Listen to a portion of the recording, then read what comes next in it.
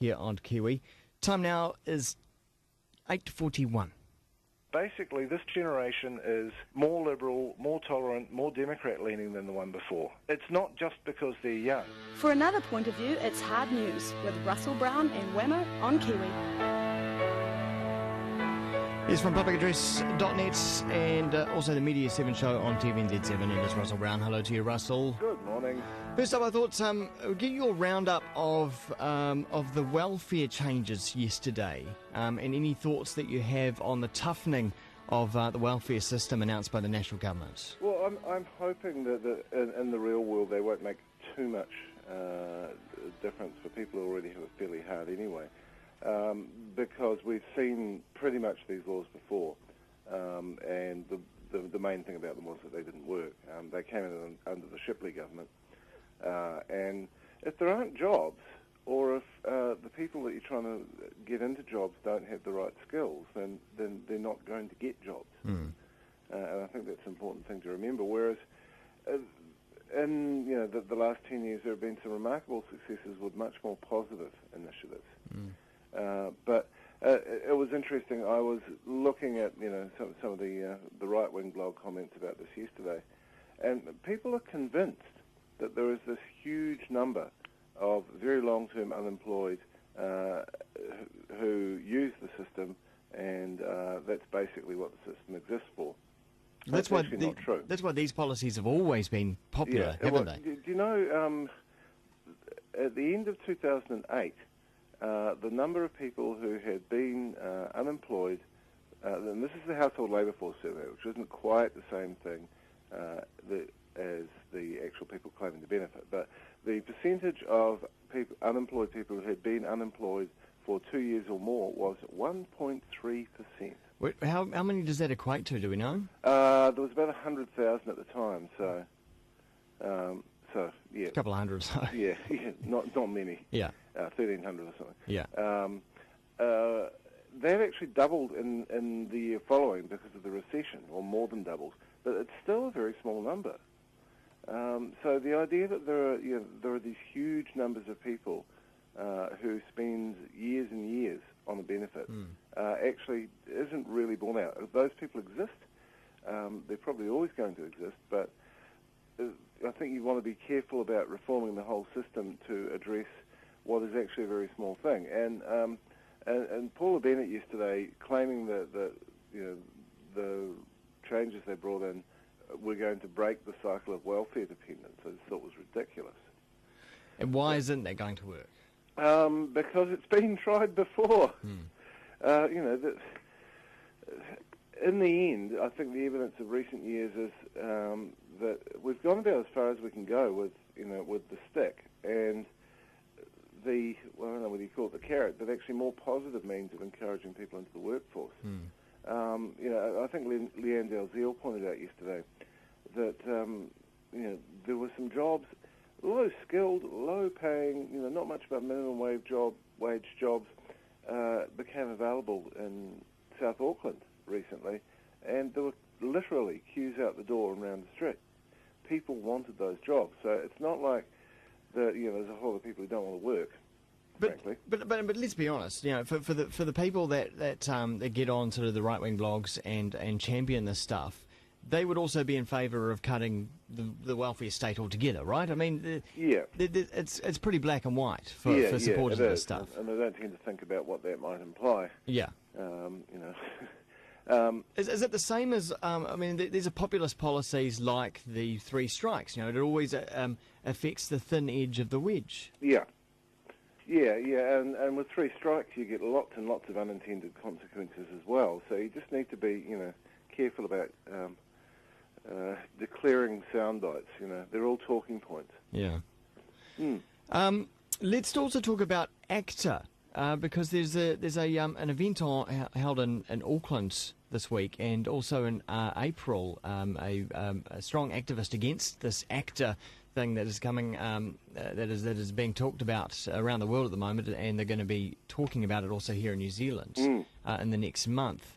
Can you explain a little bit about ACTA for us and what it actually means? You're going to be all the ones I haven't spotted on, but here we go. Yeah. The Anti-Counterfeiting Trade Agreement, ACTA, is a big multinational, multilateral copyright agreement to protect trademarks and copyrights that I think began more targeting things like bogus merchandise and has very much gone over to becoming quite focused on digital copyrights and on sanctions to prevent copyright infringement. The main problem with it is that it is being done in secret. And there have been leaks, and there are more and more leaks, it seems, and to their credit, our own negotiators don't particularly favour the secrecy of what's going on. Right. But it's the US and several other governments insist that these copyright talks, which will affect all of us, and our governments are negotiating on our behalf. It's absolutely absurd that for 18 months, 2 years, this should all be secret. And the next round of talks is actually happening here in New Zealand? Yes, in Wellington. In a secret location? Yeah, that's been revealed. It's the Intercontinental. Right. Which is quite funny. I mean, you can't keep that kind of secret in Wellington, frankly. But yeah. Again, the fact that there was even a suggestion that it would be a secret venue. So this is also news to me this morning. That so the government is denying that ACTA is involved with free trade negotiations with America.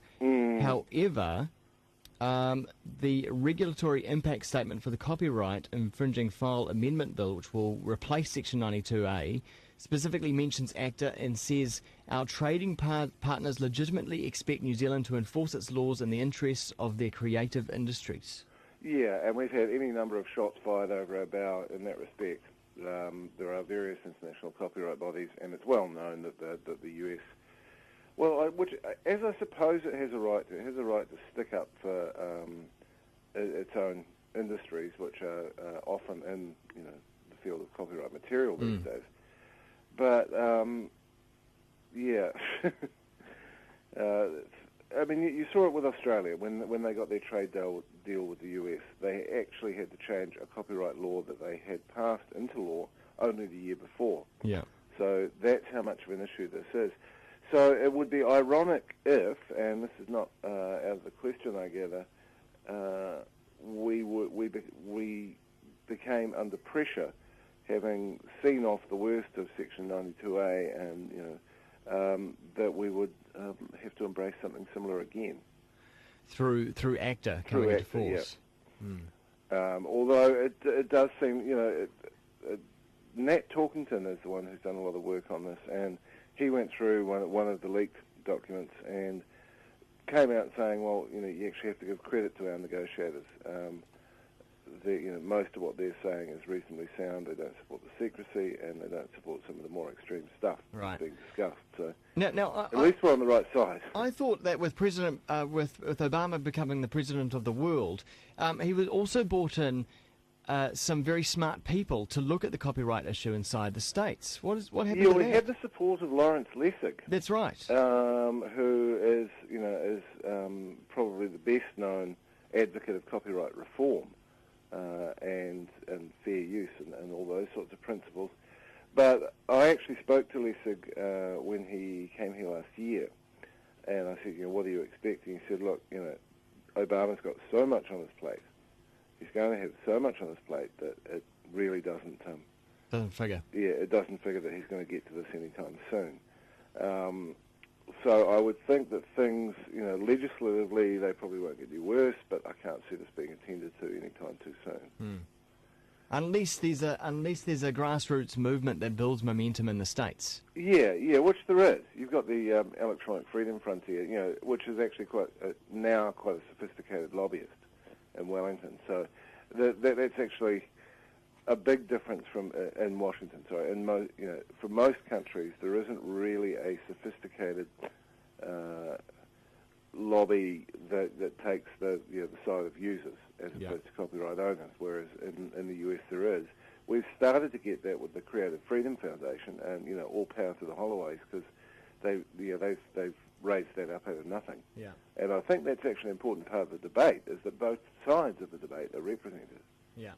And just reading Adam Gifford's article in the Herald this morning, he says that Internet New Zealand is holding a public meeting on ACTA at the Rendezvous Hotel in Auckland from 2 to 4 p.m. today, featuring Jordan Carter, former Internet New Zealand President Colin Jackson, and the 2010 Victoria University Cyber Law Fellow Jonathan Penny, and then public ACTA is in Wellington at the Town Hall on April the 10th. Yes.